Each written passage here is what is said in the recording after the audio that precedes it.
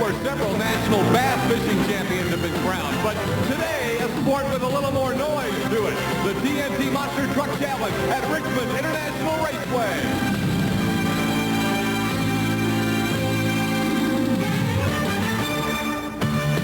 Today's lineup to be watching for on ESPN, the Gravedigger, Dennis Anderson, trying to make it 2 wins in a row at Richmond.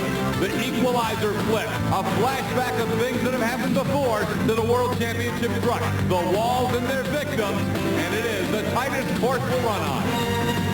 It has been a course this year and last year that has provided unbelievable thrills and excitement, partially because it is such a tight course, and it creates a lot of interesting dilemmas for the drivers. Now, a year ago, the Equalizer, then with David Morris driving, had one of its most horrendous flips of the year.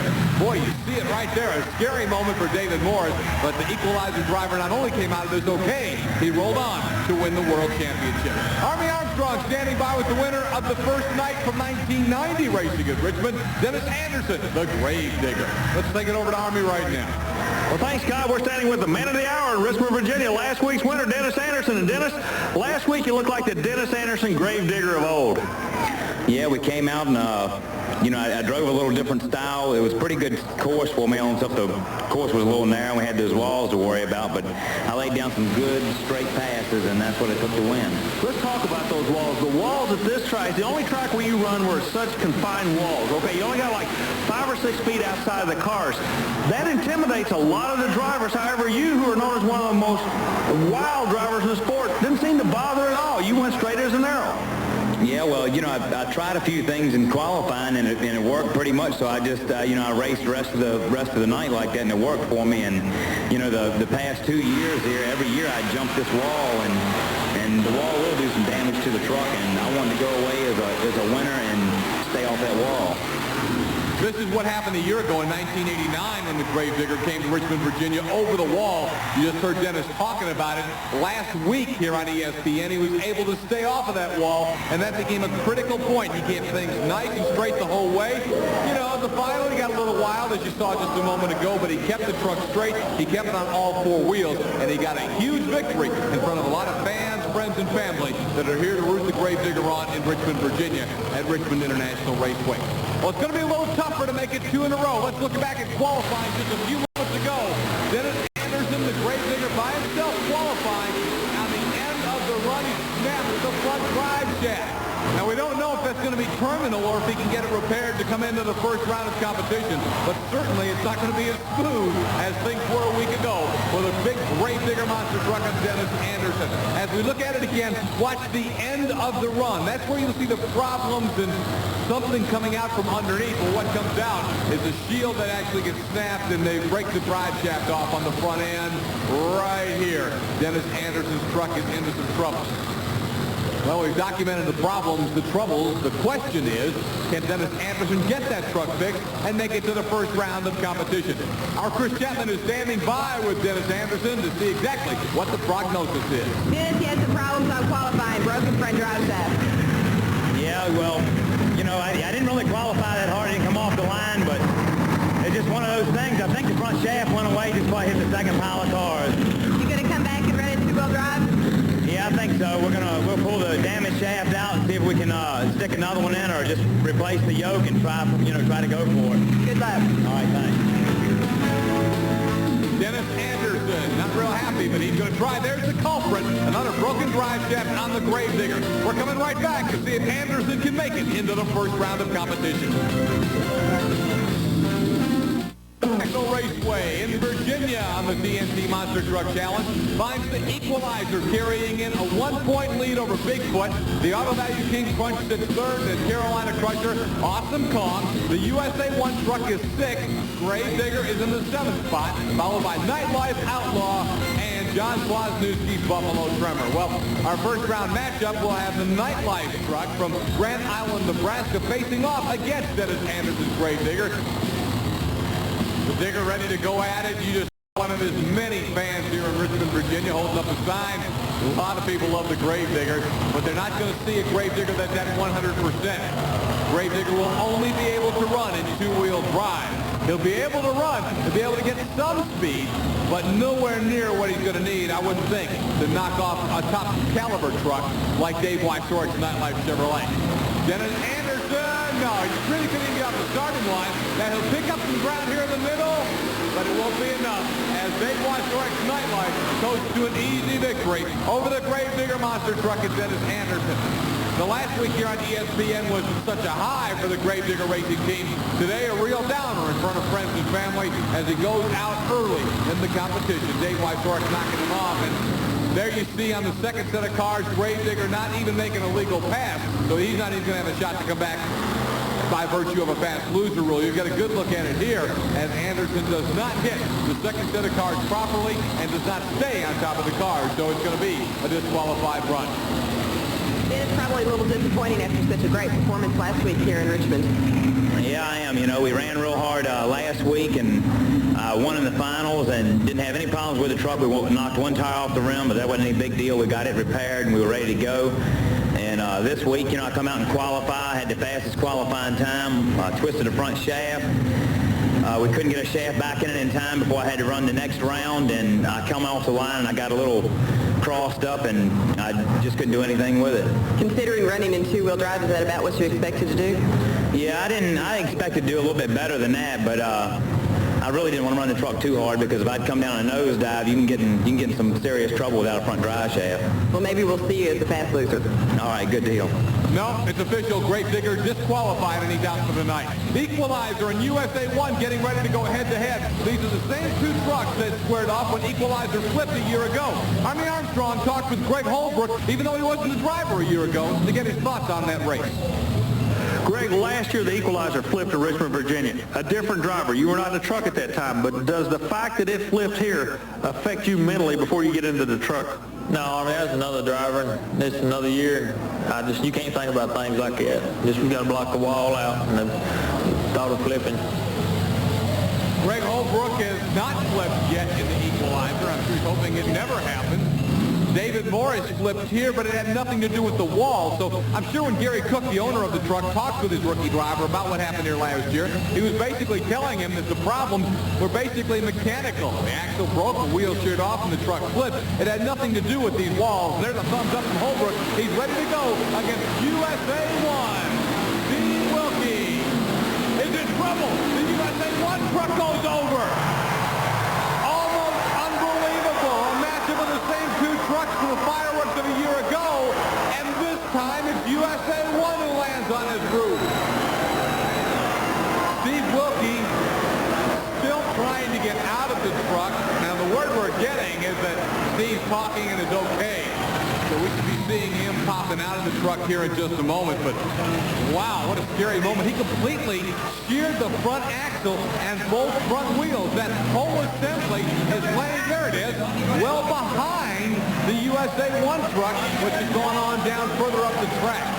We're going to get some more looks at what is absolutely a horrifying run for Steve Wilkie's USA 1 operation. And, you know, USA 1 has flipped more than any other monster truck, but that was certainly the most unusual flip I think I've ever seen out of that or any other truck. The whole front axle assembly and wheels just looked like they stopped and the truck continued. There's Wilkie.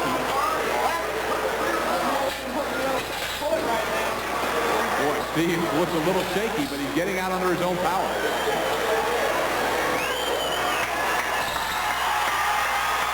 A wave to the crowd.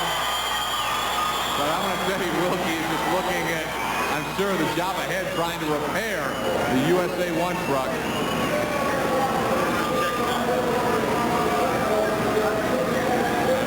Well, he's already going to work.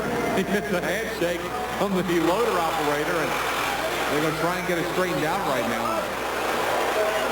The hands up in the air right there were to tell the rescue squad that he's okay. He doesn't need to see a medic or an ambulance. And boy, I don't know. It's just something else. He just kind of took the bull by the horns, not worried about himself, trying to get out of the truck back up on all fours. Well, wait a minute. All two, that's all he's got left. And try and put it back together. John Pyatt from BIGFOOT, arch rivals, but, you know, at a time like this, John just over with, you know, a few words of encouragement for Steve Wilkie. got to be disgusting. Here it is again. Now, you're going to see the USA 1 truck way over already. Wilkie's in trouble. He actually got up onto the cars and equalizers lane, and what great Holbrook. I wonder if he even saw him coming after him like that. USA 1 almost smacked him too. Steve, we finally got a chance to talk to you. First off, are you all right? Yeah, I'm fine, Chris. What in the world happened out there? Well, I come out the first stack, and again, we have to run so hard to try and keep pace with 3-year-old equipment. I come out the first stack, and the rear end kicked up on me, and I was in the hammer driving the front end around, and I was crossed up going to the second stack, so I brought it around, and when I landed between the cars and the second stack, the front end let go and wrapped back underneath me. Steve, from our vantage point, it almost looked like you touched equalizer, did you? I don't believe so, Chris. I asked Greg, the driver of Equalizer, and he said I didn't, but it was the type of thing where if I did, I'm sorry, but it's a racing accident, and we're in much better or much worse shape than he is. What was going through your mind during all that? Damn, I gotta go home and fix it. Well, right now we're standing with a gentleman that was involved in the very first flip of the USA 1 truck, took it to a world championship, but hey, that truck almost seems like it's been spooked, Rod Litzow. Yeah, I think, we're pushing the truck over its limits right now. It's fatigued, and it's gone over 8 times now, and we keep putting it back together, but I think it's time we got to come out with a new truck. We just pushed this truck too hard, and times are changing, and the truck ain't designed to keep up right now, so we have to renew it. Here's one more look at the wild flip of USA 1. Back with the quarterfinals in just a moment.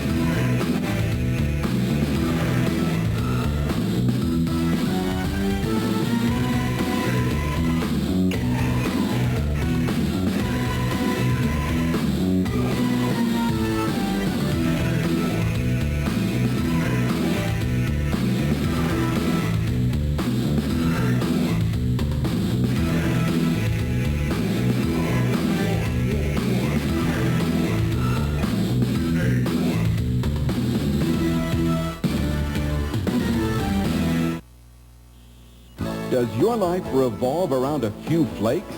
Then have we got an event for you.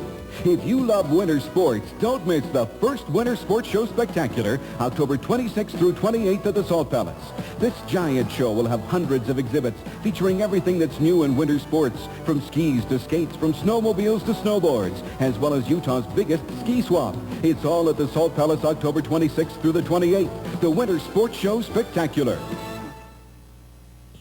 So we put in this new furnace, and our bills are really down. Exactly.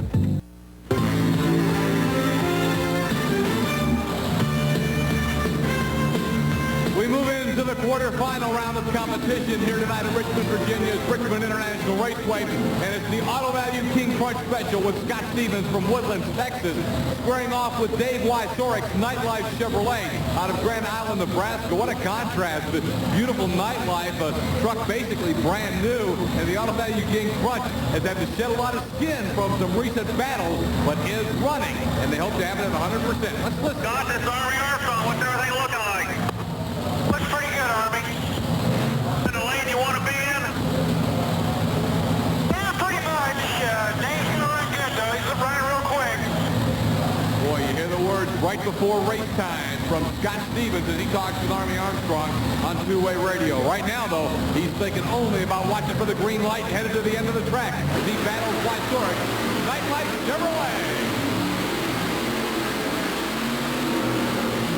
Crunch got the win. Close, but I think you got him. You okay, Scott? Dave fought me a little bit there, but I think we might have won. Indeed, he won, and indeed, Dave Wysorik bumped him at the end of the run. Watch this replay. And especially watch the end of the run. Both trucks, because of the walls on the outside, leaning toward the middle. And watch what happens when they both turn their wheels inside. Wysorik just kisses him a little bit. Let's go to Army with the winner, Scott Stevens. Well, Scott, it doesn't come any easier the further you go in this field, does it? Now, Dave Wysorik's one of the toughest ones out there, and he's real consistent. We knew that, he was running a little quicker. We were just going to do our race, and I don't think it was a very quick race. Dave was off his pace quite a bit, but, we heard a lot of parts last week, and we were just going to do something that we could live with, and how he got us through that round. One of the things that everybody spooked earlier was two trucks touching wheels on this track. You all did touch wheels. Were you aware of that? Yeah, I really, usually all night long I've been running her out pretty far to the end, and just lucky that time I didn't have no plan on running her to the end. If I'd been running her like I had the other two passes, it might have put Dave on his top or something, because he had a lot of momentum, and I bumped him with my front end, and his back end came up pretty high, but I'd already shut off, because, our truck's not 100%, and I wasn't going to run it that hard. Our next matchup will send the equalizer, the defending world champion and current world championship points leader, up against his closest rival, Bigfoot. John Pyatt driving Bigfoot number 4. Those of you following the TNT Monster Truck Challenge know that most of the points that Bigfoot has were accumulated by Bigfoot 8 and Andy Brass. That TNT temporarily banned Bigfoot 8 while other trucks try to catch up with this technology. Bigfoot 4's points are accumulating along with Bigfoot 8, but certainly not at the same rate. And this is a big, big matchup if Bigfoot 4 can get the win. Andy Brass cheering for his buddy John Pyatt. Can he pull it off? No, equalizer gets the win, and Bigfoot 4 smacks the wall and hits it again. Now Pyatt straightens her up. But I don't know if there was any damage at all done. Bigfoot 4 hit the wall quite solidly at the end of the run. Let's watch the replay. The equalizer wins it, and then Bigfoot 4 smacks the wall. It's a full-length victory for equalizer. Now watch John Pyatt bang. That's why so many trucks have been correcting to the center, because if you get off a little bit on the outside, you are into the wall. Here's the end zone replay, and you'll see Bigfoot and John Pyatt come off too far to the outside and smack the retaining wall. Equalizer wins it. Bigfoot loses more ground in the World Championship points race.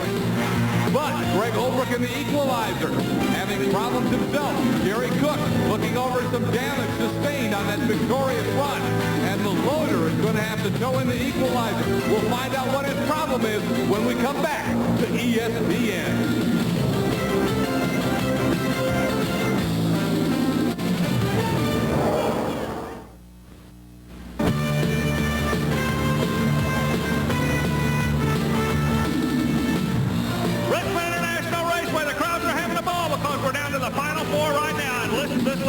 Texas will be represented by the GMC of Scott Stevens, the Key Crunch, battle-weary and all. He's literally torn the side and front off the truck. He stays alive to come back and go against Gary Porter in the Carolina Crusher. Porter's been looking awfully strong. Stevens will have lane choice. That could be the difference in this round. Then we got Wild Hair, Marvin Smith out of Missouri, plenty of horsepower, having chassis problems going against the kid that seems to be the old-time gunfighter. Nothing rattles the equalizer. That's the Final Four. Okay, Armin, there you get a look at Gary Porter's Carolina Crusher, the big Chevrolet. And when I talk about this truck, I normally talk about consistency because that stands out about this truck. It's successful. It wins a lot. But more than anything else, it survives. It seems to always be able to go at 100%. Maybe on its best day against everybody else on their best day, Crusher wouldn't win all the time. But everybody's not on their best all the time in sport. There's too much wear and tear on equipment, and Porter has a knack for keeping his truck running at near 100%. Here he goes up against a beaten and battered Auto Value King Crunch. And it will be the Carolina Crusher. Gary Porter, a nice, smooth, consistent run, and the Auto Value King Crunch just never seemed to be able to get a whole lot going. Let's look at it again. And boy, the Crunch truck with all that damage really got a wild shot off the first set of cars, and that sealed his fate. Army Armstrong has gone by to talk to Gary Porter of the Carolina Crusher. Gary, it's final time, and you're going to be there. The truck looks better right now than I've seen in a couple of weeks. It is. The truck seems to be handling real good. I think I got the course figured out. It's been so long since I've been in the finals. I'm just glad to be here right now. Do you have any preference as to who you're going to run? It'll either be Wild Hair or the Equalizer. Well, Equalizer, he's really turning some fast times right now, and, I think it'll be him in the finals, and he'll be a very tough competitor. Certainly in this matchup, you would figure Equalizer to be the odds-on favorite over Wild Hair. Marvin Smith, certainly a surprise in the semifinals. He struggled all year, broke his frame in a crash with the Clydesdale in Dallas a couple of months ago. So it's almost an entirely new truck for Marvin Smith's Wild Hair. Of course, Marvin, the old Stomper driver, new design, new name for 1990, but he struggled most of the year. Left of your screen is the Wild Hair. On the right, it's the Equalizer, the defending world championship truck, and its rookie driver, Greg Holbrook out of Tennessee. Marvin Smith, the Wild Hair, out of Arnold, Missouri. Watch for the green. Right there, we're underway. Showtime for the semifinals.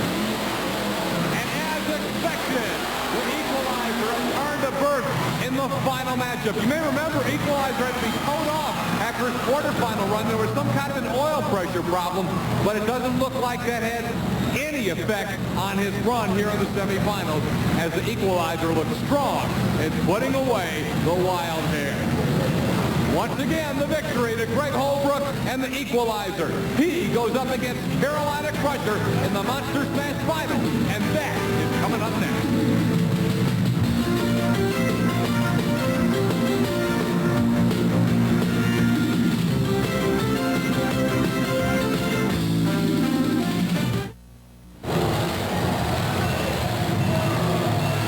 The crowd in Richmond, Virginia on its feet for the finals, the Monster Smash, the matchup between the two survivors here tonight. Let's go to Army Armstrong to set the scene.